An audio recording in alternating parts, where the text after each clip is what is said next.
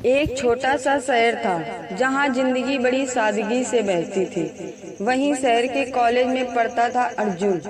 गोरे रंग का, लंबा सा, लेकिन चेहरे पर हमेशा एक मासूम सी मुस्कान लिए हुए। दोस्तों के बीच मजाकिया मगर दिल से बेहद संजीदा। दूसरी तरफ थी सिया, पढ़ाई में हमेशा अव्वल, सपनों से भरी आंखें और दुनिया देखने की चाह रखने वाली। उसके सपनों की उड़ान सिर्फ एक छोटे शहर तक सीमित नहीं थी। वो विदेश जाकर पढ़ना चाहती थी, डॉक्टर बनने की ख्वाहिश थी। कॉलेज में जब पहली बार अर्जुन ने सिया को देखा तो बस देखता ही रह गया। उसकी बड़ी बड़ी आंखें, बोलते हुए ओंठ और हंसने का ढंग अर्जुन को किसी जादू की तरह खींच लेता था। शुरुआत में अर्जुन बस दूर से देखता, लेकिन वक्त के साथ उसकी हिम्मत बढ़ी। एक दिन लाइब्रेरी में सिया अपनी किताबों में खोई हुई थी। अर्जुन पास आकर बोला, तुम हर बार टॉपर कैसे बन जाती हो? कुछ राज है क्या? सिया मुस्कुराई, राज पढ़ाई है, और हाँ, ध्यान भटकाओ मत। उस एक मुस्कान ने अर्जुन को दिल जीत लिया। धीरे धीरे दोनों की बातें बढ़ने लगी। कॉलेज की कैंटीन में साथ बैठना, क्लास प्रोजेक्ट्स पर साथ काम करना और कभी कभी छत पर बैठकर सपनों की बातें करना, ये सब उनकी जिंदगी का सबसे खूबसूरत हिस्सा बन गया। अर्जुन का सपना था कि वो बिजनेसमैन बड़ा नाम बनाए और सिया चाहती थी कि वो दुनिया का सबसे अच्छा डॉक्टर बने। दोनों के सपनों में फर्क था, लेकिन दिल एक दूसरे के लिए धड़कते थे। समय बीतता गया, कॉलेज की पढ़ाई खत्म होने लगी और यहीं से उनकी कहानी का असली मोड़ आया। सिया को विदेश की एक यूनिवर्सिटी से पढ़ाई के लिए स्कॉलरशिप मिली। जब उसने अर्जुन को ये खबर सुनाई तो उसकी आंखों में चमक थी, मगर अर्जुन की आंखों में डर। तुम सच में जा रही हो? अर्जुन ने धीमी आवाज में पूछा। हाँ अर्जुन, ये मेरा सपना है। मुझे अपनी मंजिल तक पहुंचना है, और तुम जानते हो ना, मैं बचपन से यही चाहती थी। अर्जुन ने उसकी आंखों में देखा, पर मेरी मंजिल तो तुम हो सिया। अगर तुम चली गई तो मैं क्या करूँगा?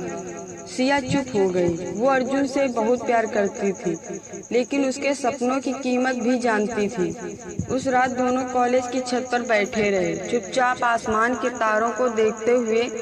अर्जुन ने उसका हाथ थामा और कहा, जाओ, लेकिन वादा करो तुम मुझे कभी भूलोगी नहीं। सिया ने आंसू रोकते हुए कहा, मैं तुम्हें कैसे भूल सकती हूँ अर्जुन, तुम मेरे दिल का हिस्सा हो। लेकिन कभी कभी वक्त और हालात इंसान के वादों से भी बड़े साबित होते हैं। कुछ महीनों के बाद सिया विदेश चली गई। एयरपोर्ट पर विदाई का वो लम्हा अर्जुन कभी नहीं भूल पाया। उसने दूर जाते हुए सिया को आखिरी बार देखा और उसकी आंखों में सिर्फ एक डर था, कहीं ये दूरी हमेशा की दूरी न बन जाए। सिया के जाने के बाद अर्जुन की जिंदगी जैसे थम सी गई। कॉलेज खत्म हुआ, दोस्तों ने अपने अपने रास्ते चुन लिए, लेकिन अर्जुन की दुनिया अधूरी रह गई। वो अक्सर वहीं कैंटीन में बैठा करता जहाँ कभी सिया उसके साथ बैठा करती थी। सिया शुरू में अर्जुन से फोन पर बातें करती, वीडियो कॉल्स पर हंसती, अपने नए अनुभव शेयर करती, लेकिन धीरे धीरे उसकी जिंदगी बदलने लगी। नई जगह, नए लोग, नई चुनौतियाँ। वो अर्जुन को कम कॉल करने लगी। अर्जुन हर कॉल का इंतजार करता, लेकिन जब घंटों इंतजार करने के बाद भी सिया का मैसेज नहीं आता तो वो टूटने लगता। एक दिन अर्जुन ने दोस्त से कहा, पता है, कभी लगता है कि मैं उसकी दुनिया से बाहर हो रहा हूँ, लेकिन मैं उम्मीद छोड़ नहीं पा रहा। दोस्त ने उसका कंधा थपथपाया, मगर उसके शब्द अर्जुन का दर्द कम नहीं कर पाए। सिया की दुनिया तेजी से आगे बढ़ रही थी और अर्जुन की दुनिया उसी जगह ठहरी हुई थी। विदेश की धरती पर कदम रखते ही सिया की आंखों में चमक थी। ऊंची ऊंची इमारतें, साफ सड़कें, अलग संस्कृति और लोगों का अंदाजा, सब कुछ उसके लिए नया था। शुरू में उसे बहुत मुश्किलें आई।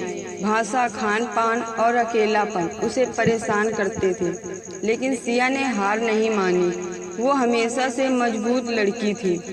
धीरे धीरे उसने अपने माहौल को अपनाना शुरू किया। पढ़ाई में उसका नाम रोशन होने लगा, प्रोफेसर उसे पसंद करने लगे। नए दोस्त बने जिनके बीच वो हंसने लगी। इधर भारत में अर्जुन अब भी उसी छोटे शहर में अपनी अधूरी दुनिया जी रहा था। हर दिन उसकी सुबह सिया के मैसेज का इंतजार करती और रात उसके ख्यालों में बीतती। पहले हफ्तों तक दोनों की बातें होती रहीं, लेकिन जैसे जैसे सिया का शेड्यूल व्यस्त होता गया, उसकी कॉल्स और मैसेज कम होते गए। अर्जुन कई बार सोचता, क्या मैं उसके लिए अब भी उतना ही जरूरी हूँ या वो मुझे भूल रही है। एक शाम उसने वीडियो कॉल किया। स्क्रीन पर सिया के पीछे उसके नए दोस्त थे। सब हंस रहे थे। सिया ने हंसते हुए कहा, अरे अर्जुन, मैं थोड़ी बिजी हूँ, बाद में बात करती हूँ। स्क्रीन बंद हो गई। अर्जुन ने फोन को देखते हुए गहरी सांस ली। उसका दिल जानता था कि अब उनकी जिंदगी के रास्ते अलग अलग हो रहे हैं। दिन महीने में बदले, महीनों सालों में। सिया ने अपने करियर में बड़ी उपलब्धियां हासिल की। उसे एक बड़ी मेडिकल कंपनी से ऑफर मिला। वहीं एक भारतीय परिवार से उसकी मुलाकात हुई जिनका बेटा रोहन डॉक्टर था। पढ़ाई और सोच में मेल खाने की वजह से दोनों परिवार करीब आए और जल्द ही सिया की शादी रोहन से तय हो गई। जब सिया ने अर्जुन को ये खबर दी तो वो कुछ पलों तक चुप रहा।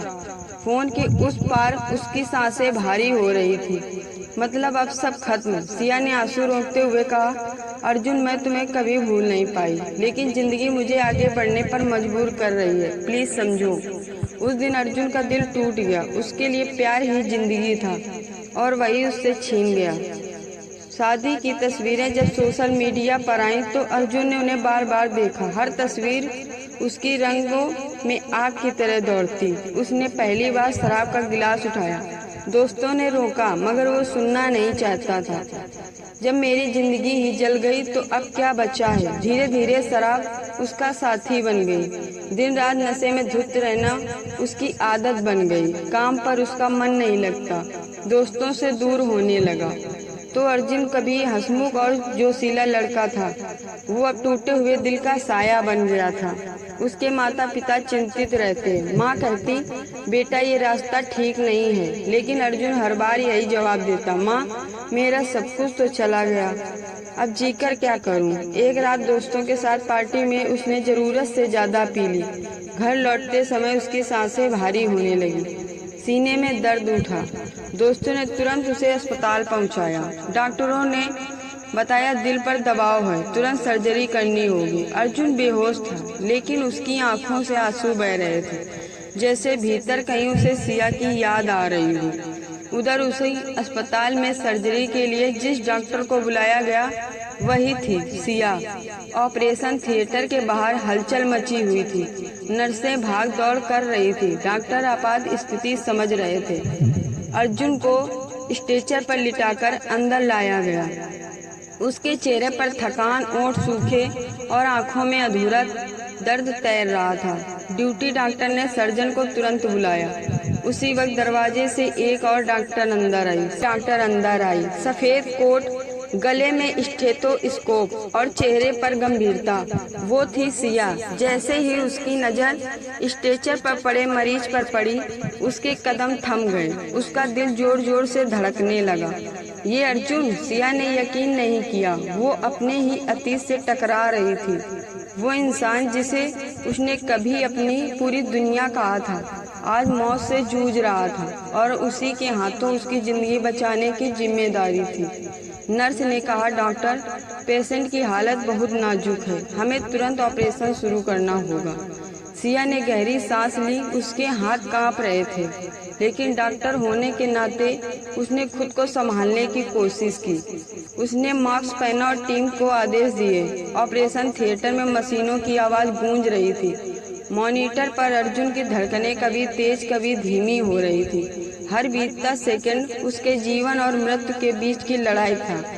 सिया का दिमाग बार बार पीछे जा रहा था। वो कॉलेज की छत, वो हंसी, वो वादे और वो विदाई। आंसू उसकी आंखों में भर आते, मगर उसने उन्हें वहीं रोक दिया। इस वक्त उसे सिर्फ डॉक्टर होना था। ऑपरेशन कई घंटों तक चला। सिया ने अपनी पूरी कोशिश की, हर दवा, हर प्रक्रिया सब अपनाया, लेकिन अर्जुन का दिल बार बार जवाब दे रहा था। अचानक मॉनिटर पर सीधी रेखा आ गई। टीम में अफर तफरी मच गई। डॉक्टर पेशेंट रिस्पॉन्ड नहीं कर रहा। सिया ने चिल्लाकर कहा, नो, हम हार नहीं मानेंगे। चार्जर लाओ जल्दी। डिफिब्रिलेटर लगाया गया। 1 2 3 बार झटके दिए गए। अर्जुन का शरीर हिला, लेकिन धड़कन वापस नहीं आई। सिया की आंखों से आंसू बह निकले। उसने आखिरी बार उसकी छाती दबाकर कहा, अर्जुन प्लीज वापस आ जाओ, तुम ऐसे नहीं जा सकते। लेकिन नियत अपनी राह चुन चुकी थी। मशीन पर सीधी रेखा स्थिर हो गई। कमरे में सन्नाटा छा गया। नर्स ने धीरे से कहा, डॉक्टर, पेशेंट नहीं रहा। सिया वहीं खड़ी रह गई, जैसे उसकी आत्मा शून्य हो गई हो। उसने मास्क हटाया और बेबस होकर अर्जुन के पास बैठ गई। उसका हाथ थाम लिया, जो अब ठंडा पड़ चुका था। उसकी आंखों से आंसू रुक ही नहीं रहे थे।